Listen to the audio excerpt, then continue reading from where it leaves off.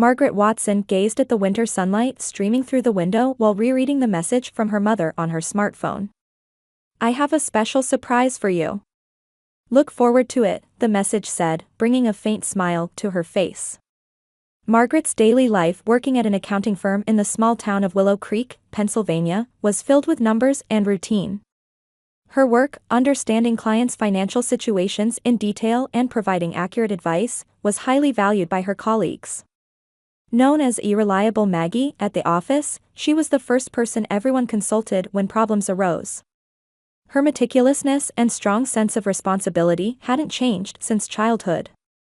From elementary school, she always submitted homework on time and served as class representative and on various committees. Within her family, she was the dependable eldest daughter, always taking care of the house when her parents were away. In stark contrast was her sister Lisa. Working as a successful fashion designer in New York, Lisa was Margaret's polar opposite.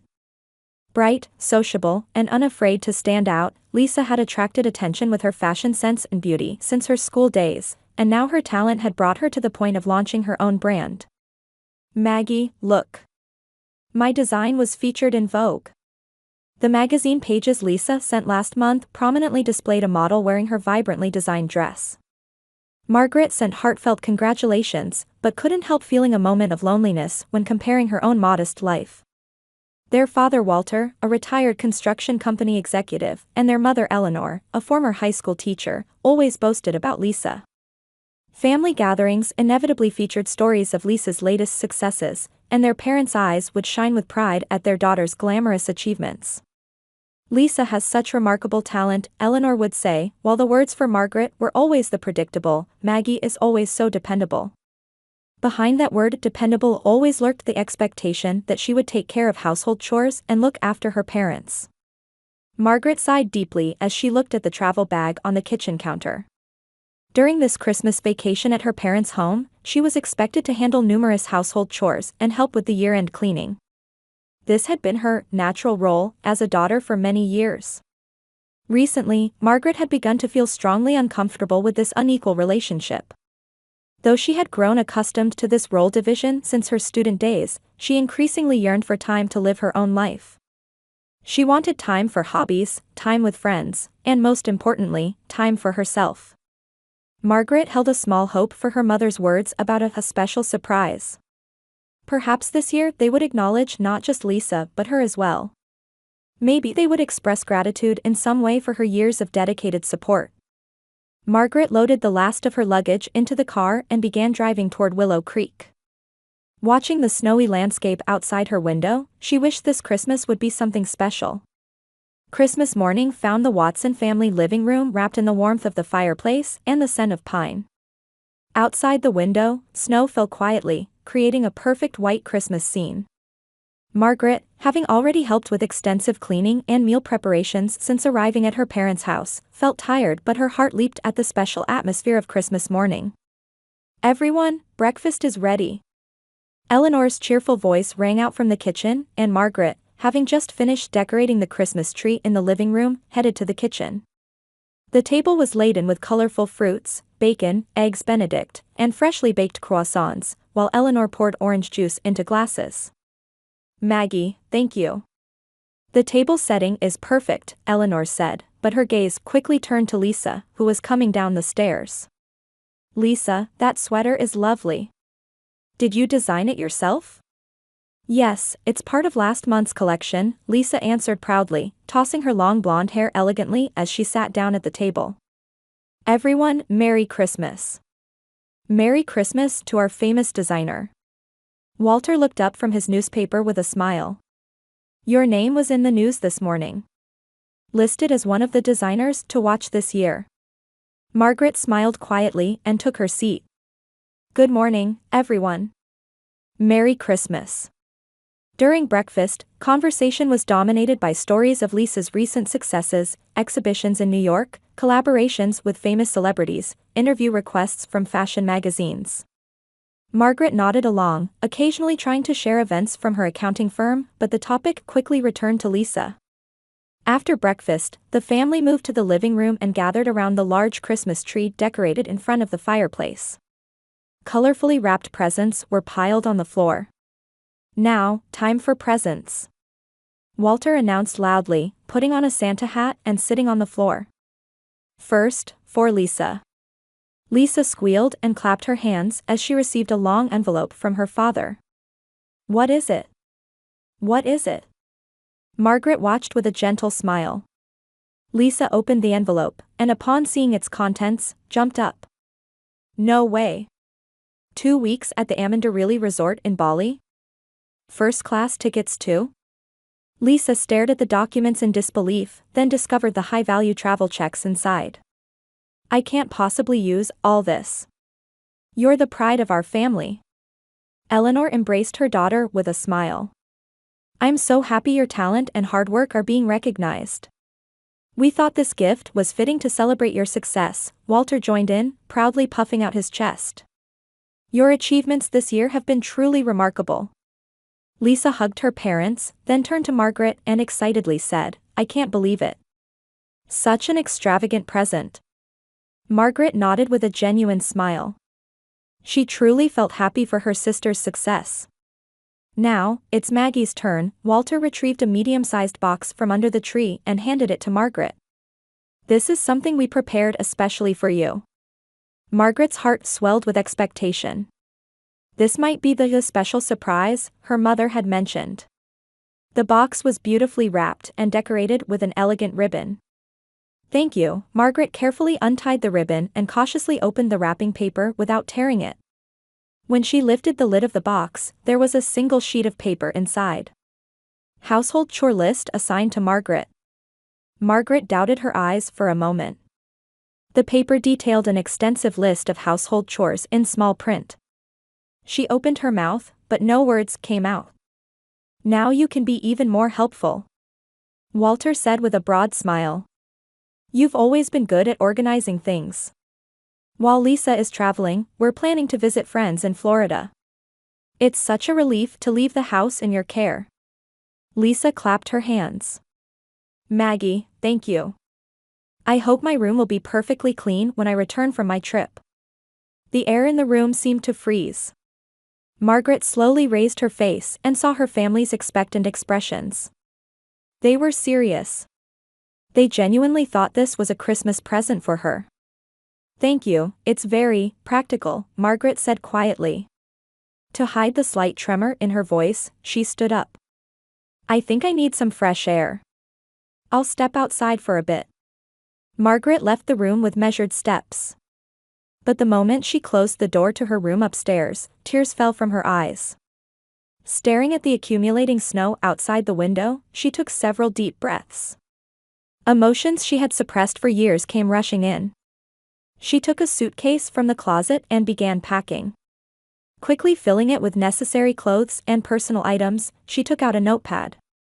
"To my family. Thank you for the Christmas present. For a long time, I have fulfilled the expected role of the good daughter and reliable sister.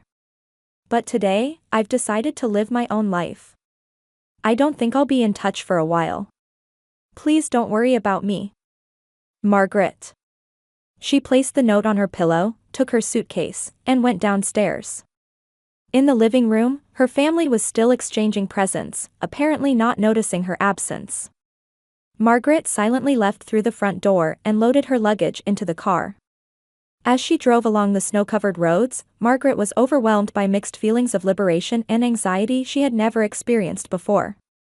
She didn't know if this was the right choice. She only knew that she couldn't continue as before. As she left the town of Willow Creek, watching the lights of her family home grow smaller in the rearview mirror, Margaret had taken the first step toward her new life. From the window of a hotel in downtown Philadelphia, Margaret gazed at the snow-covered cityscape. For 3 hours since checking in, she had sat on the bed, contemplating the meaning of her actions. For the first time in her life, she had broken plans, turned her back on expectations, and acted honestly according to her own feelings. "So this is what freedom feels like," she murmured, turning on her smartphone. She opened her social media apps one by one, logging out of all accounts. Finally, she opened her messaging app and left only a brief vacation notice to her boss at work. She wrote the reason as family circumstances. She assured herself that wasn't a lie. The hotel room was small but clean and functional. Above all, it wasn't a space filled with someone else's expectations or demands. Margaret sighed deeply and took a small bottle of wine from the minibar. As if celebrating the first impulsive action of her life, she poured red wine into a glass. To new beginnings. That night, Margaret sent an email to just one person, her friend of 10 years, Sarah. It was a simple message: I might be out of touch for a while.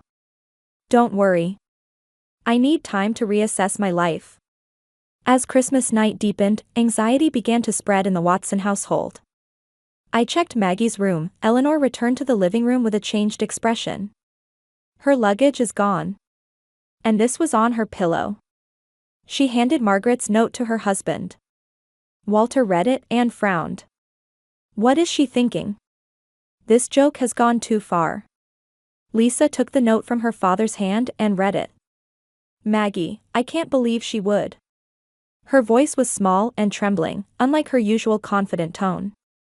I'll call her right away, Eleanor said, taking out her smartphone. But Margaret's phone didn't connect. It goes to voicemail. She's probably just walking around the neighborhood, Lisa said, but added uncertainly as she looked at the blizzard outside, she'll come back eventually. But Margaret didn't return. Morning came, and the day after Christmas, she was still gone. When Margaret greeted the third morning in her Philadelphia hotel, her smartphone was vibrating with impossible frequency. Calls and messages from her parents arrived without interruption. She took a deep breath and gathered the courage to open the messages. The first messages were simple expressions of concern. Maggie, where are you? We're worried. Please get in touch. Gradually the tone of the messages changed. You're a grown adult now, stop this unreasonable behavior. Contact us immediately. And the latest messages began to include practical inquiries. Maggie, the garage door won't move. How do I fix it? Who's going to manage the house? Who will clean Lisa's room? Margaret laughed softly. It was an ironic laugh. There were more questions about household chores than words of concern for her well-being. That revealed her true value in her family. She didn't reply to the messages and set her smartphone to silent mode. She extended her stay at the hotel for another week and headed to a nearby cafe. Savoring the luxury of having her own time, she ordered a warm cafe latte. Meanwhile, confusion gradually deepened at the Watson home. Lisa departed for her luxurious Bali trip as scheduled. Before leaving, she hesitated a bit, but when her mother said, "It's a special gift, and Maggie would want you to go," she regained her smile and seemed reassured. Don't worry about Maggie, Eleanor said in the car while driving Lisa to the airport. She's always been responsible, so she'll come back eventually. However, after Lisa's departure, the house gradually fell into chaos. Walter and Eleanor could barely manage basic household chores. In their generation, gender roles were rigid. Walter considered housework women's work, and Eleanor, despite having worked as a teacher for years, had relied on Margaret for most household tasks. Laundry piled up, dishes remained unwashed, and garbage bins began to overflow. Moreover, they were at a loss about the bill payment system that Margaret usually managed. This won't do, Eleanor said. Should we cancel our Florida trip? Don't be ridiculous, Walter objected. It's a promise to our friends. We can't suddenly cancel our annual gathering. But what about the house? And the New Year's party? At Eleanor's words, Walter looked up. The New Year's party. The big annual gathering of all relatives at the Watson home. Invitations had already been sent, and relatives from afar had already booked flights. And the preparation, cooking, and hosting had always been Margaret's responsibility. Oh no, Walter muttered. Without Maggie, we can't have the party. At that moment, the phone rang. When Eleanor answered, Lisa's excited voice came through. Mom, Bali is amazing. The beaches are fantastic, and the hotel staff is so kind. While listening to Lisa, Eleanor's mind was preoccupied with worries about the party. Lisa, have you heard from Maggie? No, I haven't. Isn't she back yet? Lisa's voice sank a little. No, not yet. And Eleanor searched for words. I'm thinking about the New Year's party. Oh, Lisa's voice showed understanding. It'll be tough without Maggie. After hanging up, Eleanor and Walter tried calling Margaret's cell phone again. This time, instead of going to voicemail, it rang briefly before disconnecting. At least it indicated her phone was on. I'll try sending another message, Eleanor said and began typing. Maggie, please get in touch. It's important. There was no reply. As the year's end approached, anxiety in the Watson home reached its peak. 3 days until the new year. Relatives would soon arrive. The house was a mess, and no preparations had been made. We can't wait any longer, Walter decided. We need to find Maggie. They contacted Margaret's workplace but received only the reply that she was on vacation. They also contacted her friend Sarah, but Sarah only said they should respect Margaret's wishes. I'll try calling her directly once more, Eleanor said. This time the phone rang, and suddenly Margaret's voice was heard. Hello? Maggie. Eleanor shouted. Where are you? Come back. On the other end of the phone, Margaret took a quiet breath. She gazed out the window, listening to her inner voice. It's about the party, isn't it? She said calmly. Yes, but not just that, Eleanor's voice was filled with urgency. We're worried about the house, and about you too. Really? Margaret asked. When I disappeared, wasn't your first concern not about me, but about the housework? Silence flowed on the other end of the phone. Maggie, please, this time it was Walter's voice. Come back home. Nothing works without you. Margaret closed her eyes. Conflicting emotions swirled within her chest. Between wanting to help her family and her new determination to value herself. Let me think about it, she finally spoke. I'll give you an answer tomorrow. After hanging up, Margaret lay on the bed, staring at the ceiling. What should she do? While savoring the freedom to choose for herself for the first time, she began to think deeply. Philadelphia morning was quiet. Margaret sat by the hotel window, holding a warm coffee and gazing at the cityscape. During these few days, she had taken time to think deeply about her life. Days spent always trying to be the good daughter, putting her own wishes aside. She realized she had lost sight of herself in trying to meet others' expectations. For 38 years, I didn't know how to live for myself. Margaret opened her notebook and reread the thoughts she had jotted down over the past few days. The life she wanted, the values she cherished, and above all, how to respect herself. This was a new discovery for her. Yesterday, she had a long conversation with Sarah Fisher, a psychological counselor she had met by chance at a cafe near the hotel. Sarah listened to her story with a warm smile, occasionally posing sharp questions. Setting boundaries is one way to cherish yourself, Sarah's words resonated. Sometimes, saying no is the most courageous form of self-affirmation. Margaret made her decision.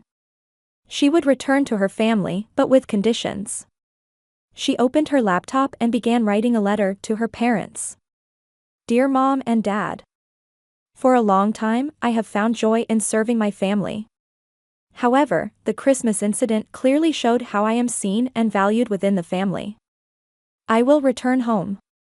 I will help prepare for the New Year's party.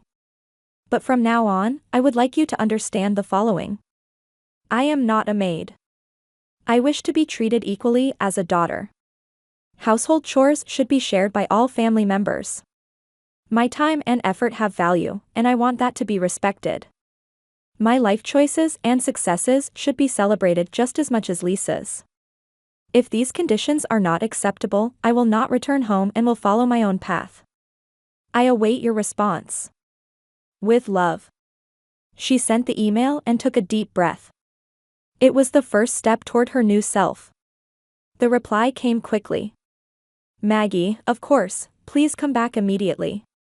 We accept any conditions. The house doesn't function well without you. With love.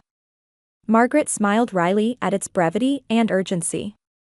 They still didn't seem to understand. But this was just the beginning. She started packing her belongings and preparing to check out. Standing at the doorway of her family home, Margaret was enveloped in a strange sensation. The door she had walked out of just a few days ago was the same, but she herself felt greatly changed. Taking a deep breath, she turned the doorknob. The living room was in the state she had imagined. Scattered newspapers, unwashed dishes piled on the coffee table, decorations fallen to the floor. The Christmas tree lights were off, and the pine needles had already turned brown. Maggie. Eleanor rushed from the kitchen and tried to embrace her daughter. But Margaret stepped back and looked straight at her parents. Mom, Dad, we need to talk. Her parents exchanged surprised glances at the tone of her voice. This wasn't the usual compliant Margaret. The three sat at the dining table, and Margaret began speaking calmly. The conditions I wrote in my email are not just negotiation materials.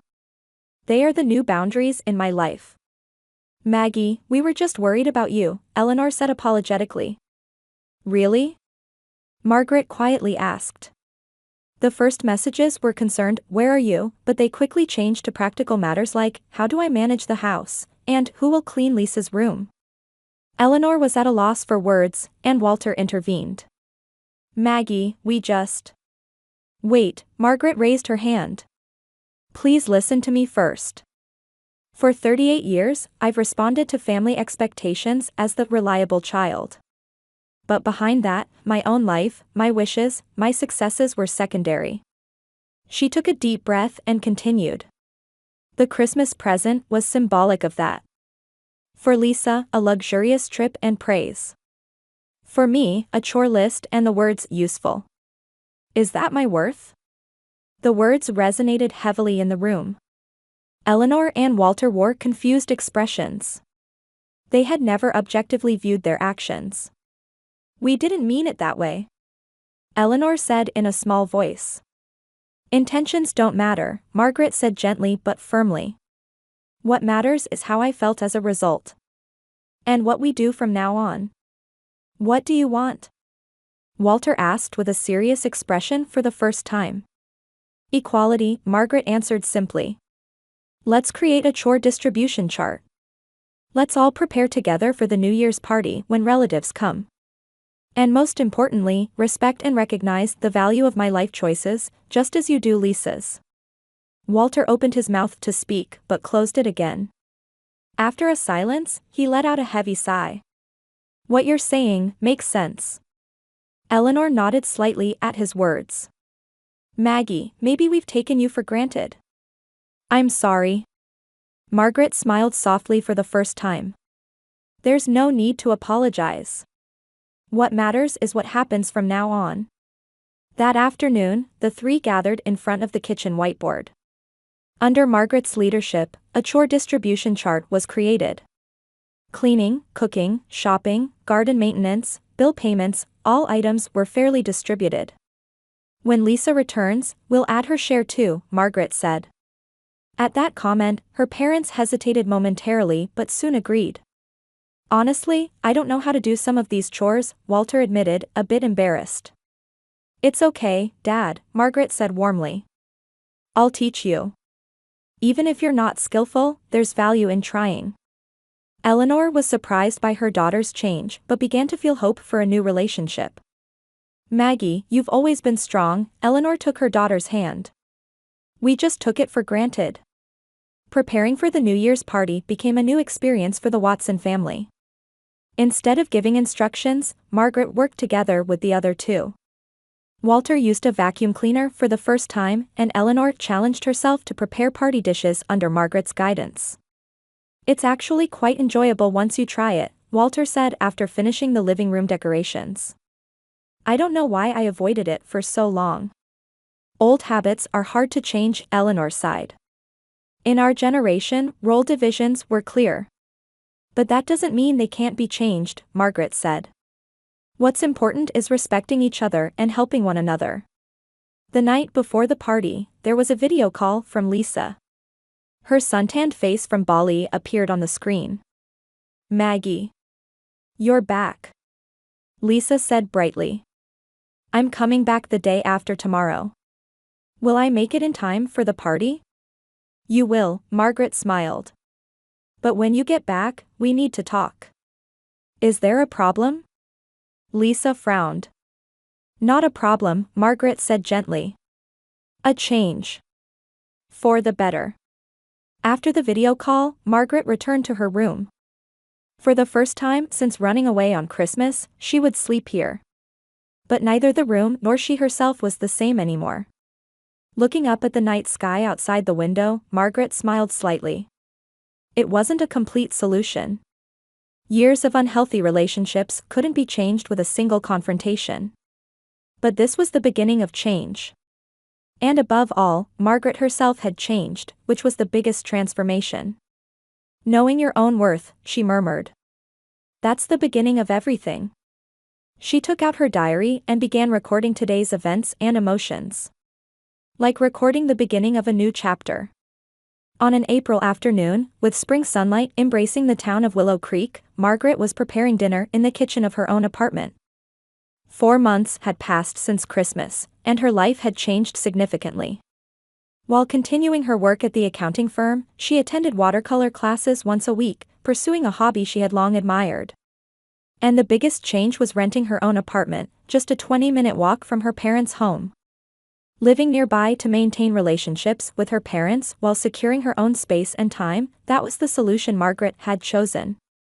Sunday evening dinners had become a new family tradition, and tonight was her turn to host at her apartment.